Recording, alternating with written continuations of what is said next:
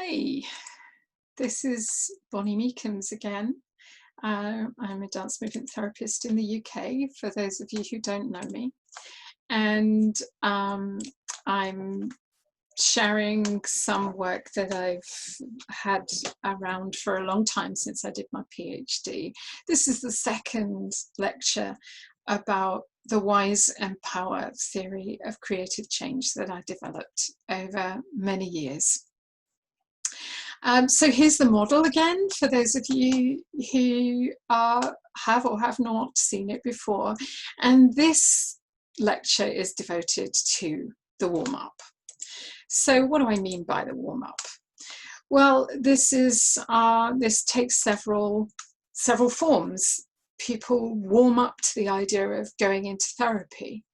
And it includes all of the client's struggles and efforts made before they get into therapy. Often what they've done prior to coming into therapy feels futile. There's a sense that nothing so far has worked and it's exhausting. And here's a quote from one of the participants in my doctoral research who talked about this process. I've talked it through and said what I think I want to feel, but it's not actually worked in practice. Words are fine. I can say, yes, I feel great. Yes, this will happen. Oh, yes, that doesn't bother me. It's very easy to say that. But putting it into practice is not always the same.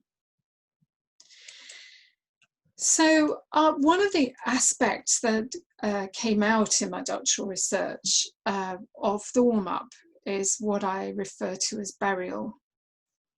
And this is where the body becomes a container for past and present hurts and has to be denied rather than lived in, particularly when we're talking about child sexual abuse. The body is the site of trauma. So it's really, really hard to live in one's body. And what that can lead to is an avoidance of feeling. It can also lead to gaps in memory, which are not intentional. They just, the client is often unaware of them to start with. Out-of-body experiences, misuse of substances, punishing exercise routines, when injured, kind of making light of it, not pushing through, not wanting to pay attention to injury, and related to that, not wanting to seek medical or other help, partly because the body might be touched. Sometimes very risky behavior, like going off walking on moorland at night without a coat in winter, self-harming, various forms of that, difficulties with sex, difficulties with sleep, overeating, undereating, self-poisoning, you name it.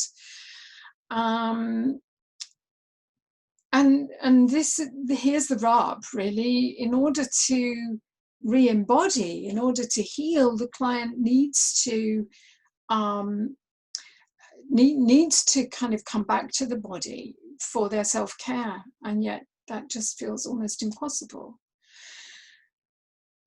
And the other thing is that these attempts to bury feelings and experiences only result in them becoming more locked in the body and feeling as if they are very much here and now. So here's a testimony to that from one of the clients that one of the research participants that I had. It's not just the bad things that are closed up inside you, it's all the good qualities that could have developed and they can't. They're choking. You know, it's like weeds choking flowers. You've got to get rid of them and pull enough up to let the flowers grow. Got to pull enough of those weeds up. Now here's another idea around this early phase, this pre-therapy and early phase of therapy. The body as an overflowing container. Sometimes it feels impossible to contain those feelings.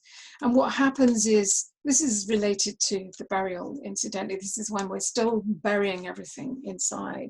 What happens is that this overflow results in intrusive imagery, nightmares, somatization, and difficulties in shutting off from other people's energies and one's own feelings.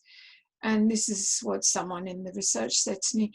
I used to be able to switch off to any person. I can't now. This is having started the therapy. I can't switch my feelings off either, and I don't think it's very good that. I'd rather be able to switch off. So I'm going to stop there, and I will see you in the next lecture. Thank you.